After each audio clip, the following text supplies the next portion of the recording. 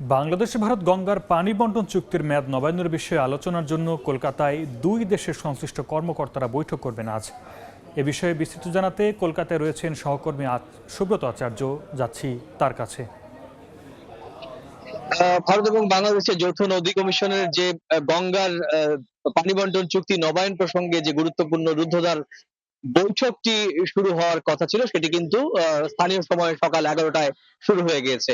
আমি শুধু বলবো যে দক্ষিণ কলকাতার এই বাইপাস সংলগ্ন এই 5 তারকা হোটেলটিতেই কিন্তু এই বৈঠক চলছে। এই বৈঠকে আহ, বাংলাদেশ থেকে আসা 11 সদস্যের যে যৌথ যৌথ নদী কমিশনের যে সদস্য, তাদের মধ্যে কিন্তু 7 জন এই বৈঠকে যোগ দিয়েছেন। অর্থাৎ কয়েকজন টেকনিক্যাল কমিটি যারা আছে সেটি আগামীকালকে যোগ দেবেন। আর ভারতের দিক থেকে ভারতের জল সম্পদ মন্ত্রণালয় কিন্তু 11 জন প্রতিনিধি সেখানে রয়েছেন, এবং বাংলাদেশ দূতাবাসেরও একজন শীর্ষস্থানীয় কর্মকর্তা এই বৈঠকে, এই রুদ্ধদ্বার গুরুত্বপূর্ণ বৈঠকে যোগ দিয়েছেন বলে বিভিন্ন দায়িত্বশীল সূত্র আমাদের নিশ্চিত করেছে।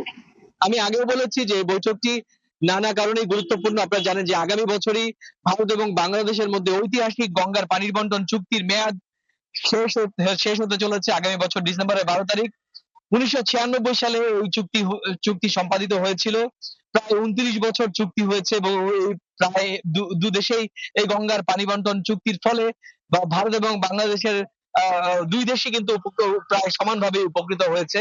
তবুও বাংলাদেশের পক্ষ থেকে বারবার করে অভিযোগ করা হয় যে যে চুক্তি অনুযায়ী 1লা জানুয়ারি থেকে 31শে মের মধ্যে যে সঠিক সময়, বিশেষ করে মে মাসের দিকে যেরকম পুরো শুষ্ক মৌসুমে বাংলাদেশের পক্ষ থেকে জল খানিকটা কম যায়, সে সংক্রান্ত বিষয়ে বাংলাদেশের দিক থেকে অভিযোগ থাকে।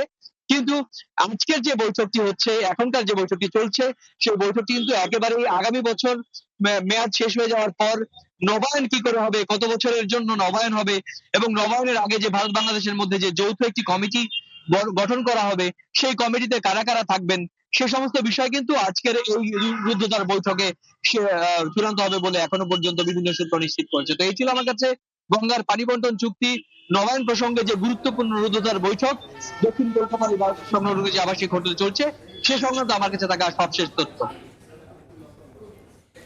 বাংলাদেশ ভারত গঙ্গার পানি নবায়ন চুক্তির বিষয়ে বৈঠক বসেছে কলকাতায়। সেখান থেকে সবশেষ জানাচ্ছিলেন সহকর্মী সুব্রত আচার্য।